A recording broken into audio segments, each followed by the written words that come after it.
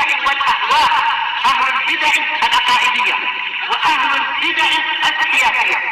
نقول بيننا وبينكم السلف، بيننا وبينكم الكتب، كان فيقول البدع بيننا وبينكم. Bismillahirrahmanirrahim. Qala al-Imam Al-Bukhari rahimahullah, al-babut tasi' wa situn. Bab yang ke-69, babu ashabil hirabi fil masjid. Para pemilik tombak di dalam masjid. Sengaja Imam Bukhari mendatangkan bab ini setelah sebelumnya membahas masalah perintah Nabi untuk menahan kalau melewati masjid, menahan anak panah, jangan sampai bagian besinya itu kena orang, harus dipegang baik-baik. Bagaimana terkait dengan bab yang baru ini? Padahal bukan sekedar dia melewati masjid, bahkan dia di dalam masjid, bukan sedang menahan ujung mata tombak, tapi bahkan bermain, memusing-musing tombak. Wah, ini tentunya lebih mengerikan. Tentunya ini untuk orang yang pakar. Kalau tak pakar boleh terbang itu tombaknya, boleh kena kaca, kena orang. Ada granit dengan binatang. Oh, itu pistol. Itu bahaya. Nak solat pun tak khusyuk. Oh, di damat biasa itu tahu-tahu menembak. Nah, namanya masa-masa perang, senjata diletakkan di depan, tapi tak dikunci. Sayang, orangnya lupa, entah tak dikunci atau gimana. Ketika dia sujud, anaknya yang kecil main-main, tolak-tolak. Ya, tembak. Kena kaca, alhamdulillah tidak kena dinding mental. Kita yang di dalam telinga sakit, berdengung, mengerikan. Ada yang memang kena kaki lah, bahaya memang. Itu lama-lama tu boleh kau. Oh, memang jelas.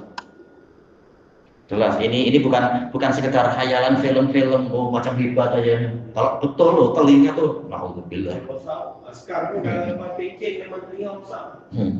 Banyak yang kemudian apa istilahnya itu, jantungnya jadi trauma, ada apa sedikit langsung terbangun, terkejut, ada petasan. Baik. Cuma yang menjadi sisi pendalilan di sini yaitu Imam Bukhari ingin menyebutkan perkecualian seperti yang dijelaskan oleh Al-Hafidz Ibnu Hajar.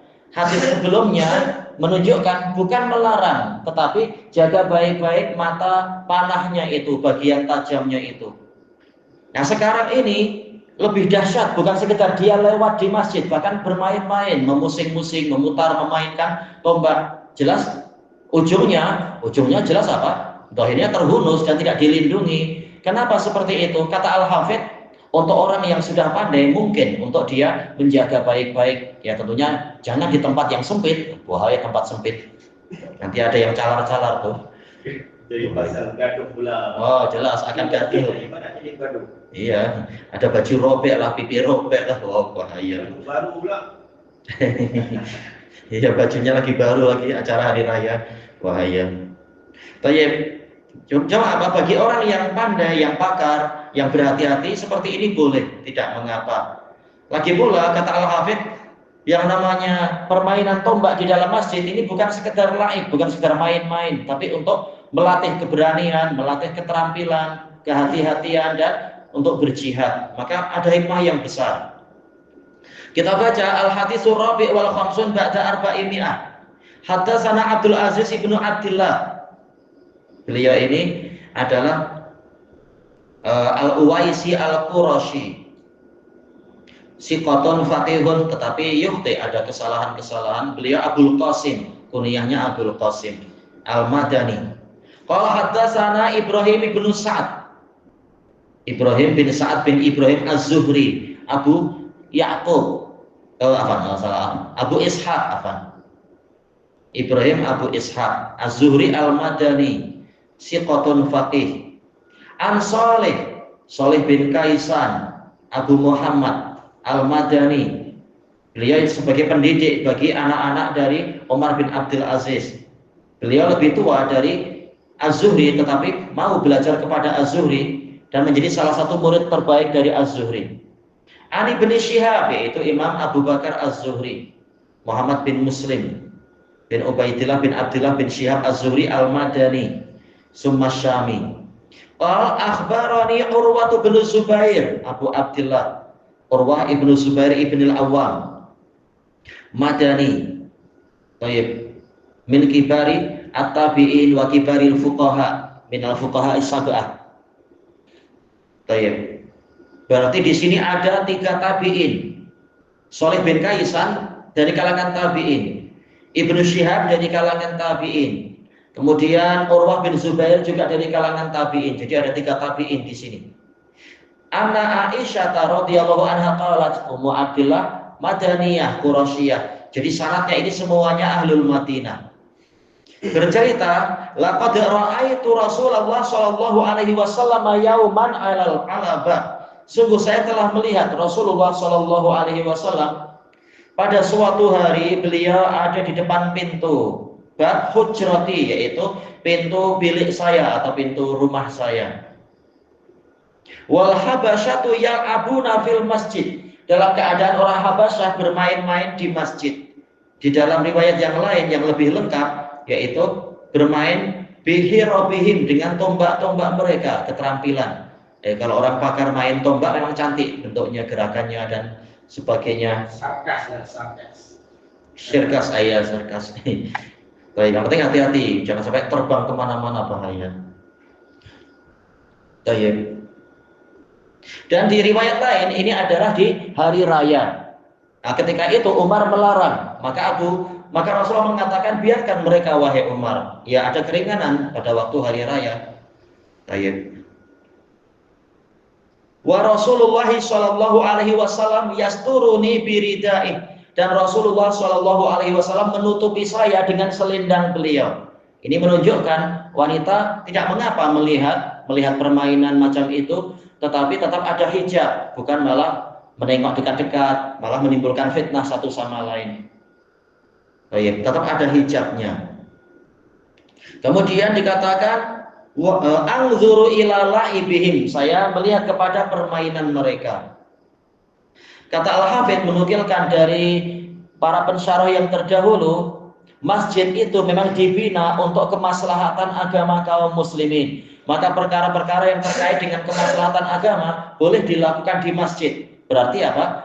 Berlatih jihad juga boleh, tapi janganlah menimpa atau melemparkan bom.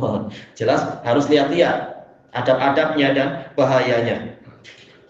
Baik. Kenapa Imam Bukhari mendatangkan bab ini selain membahas terkait dengan bolehnya yang seperti ini untuk sebagai pengkhusus dari hadis-hadis yang sebelumnya?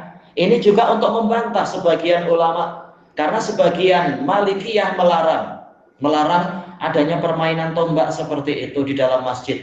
Tetapi kata Al-Hafidz, sanad ke Imam Malik lemah. Maka yang dinukilkan oleh Malikiyah itu tidak betul bahwasanya Imam Malik melarang. Yang betul Imam Malik membolehkan, tidak mengapa. Bahkan Imam Malik termasuk yang meriwayatkan hadis ini, kata Al-Hafidz. Nah, ketika dalil sudah jelas, tidak ada alasan untuk melarang, yaitu Imam Malik, kata mereka, Imam Malik melarang karena ini sudah mansukh. Tetapi yang betul tidak mansukh. Kata mereka, hadis ini dihapus dengan ayat yang di dalam surat An-Nur, fi buyutin adzinallahu an turfa'a wa yudhkara fiha ismuhu yusabbihu lahu fiha bil ghuduwi wal asal. Yaitu di rumah-rumah yang diizinkan untuk dia ditinggikan, yaitu diagungkan, yaitu rumah Allah, dan disebut di dalamnya nama Allah, dan mereka bertasbih, manusia bertasbih di dalamnya di waktu pagi dan petang. Kata mereka, ayat ini menghapus hadis Aisyah, tapi dibantah oleh Al-Hafidz, tak ada lafaz di dalamnya yang menghapus hadis tadi, dan tarikhnya juga tidak jelas. Maka tidak betul dikatakan hadis ini mansukh dengan ayat tersebut. Dan juga kata sebagian Malikiyah, hadis ini dihapus dengan sabda Nabi Shallallahu Alaihi Wasallam, janibu masajidakum sibyanakum wa majaninakum, atau asibyan wal majanin, jauhkan masjid-masjid kalian dari anak-anak dan orang gila. Baik, kata Al-Hafidz, hadisnya dhaif, dan memang hadisnya dhaif jiddan dia. Dan juga tak ada dalam hadis itu menjadi sebab untuk melarang orang-orang bermain tombak. Masuk ke mana? Apakah masuk ke anak kecil ataukah masuk ke orang gila? Tidak masuk sama sekali. Hadis ini tidak bicara, tidak menyebutkan yang bermain itu anak kecil atau orang gila. Tapi mereka adalah para sahabat yang mulia yang yang mereka sudah terlatih, bukan main tombak sesuka hati, tapi mereka sudah pakar untuk bermain tombak. Dan memang mereka adalah orang pakar, yaitu orang-orang Ethiopia. Sebagaimana yang terdepan dari mereka siapa yang ma'ruf itu? Wahsy bin Harb Al-Habsyi. Memang dia pakar di dalam permainan tombak. Maka tidak dikhawatirkan akan menimbulkan bahaya kalau itu dilakukan di masjid. Dan kata Al-Hafidz di sini ada dalil bolehnya wanita melihat kepada permainan yang dilakukan oleh laki-laki. Tapi dengan syarat apa? Aman dari fitnah. Jadi pandangan matanya intinya pada permainan, bukan betul-betul melihat kepada otot yang hebat atau melihat apa itu sispek di perut, bukan itu intinya. Itu niat jadi rusak boleh jadi. Tapi sekedar lihat permainannya, walaupun yang lain akan nampak, tetapi bukan intinya melihat kepada fisik orang-orang yang bukan mahram dia, bukan. Kalau tidak takaluf tidak mengapa, yaitu olahraga sendiri apa. Tidak kemudian kumpul laki perempuan di tempat yang bermusik apa itu. Olahraga baik, tapi tidak takaluf sampai pagi sore siang malam pikirannya ke situ, tapi secukupnya. Sampai jadi suka. Khawatirnya terlalu berlebihan dan akhirnya jadi pamer aurat di hadapan perempuan atau yang sebaliknya atau apa. Akhirnya auratnya pun nampak memang. Alhamdulillah. Tapi lama-lama aku kalau tak training itu jadi tukang sayur. Iya katanya. Macam mana? Akhirnya harus kerja lagi. Iya. Dulu aku. Emang. Masa tua jadi macam sayur. Tak ada isi. Tinggal kulit. Iya, resiko susah. Baik. Subhanakallahumma wa bihamdika la ilaha illa anta astaghfiruka wa atubu ilaik. Walhamdulillahirabbil alamin. Jazakumullahu khairan.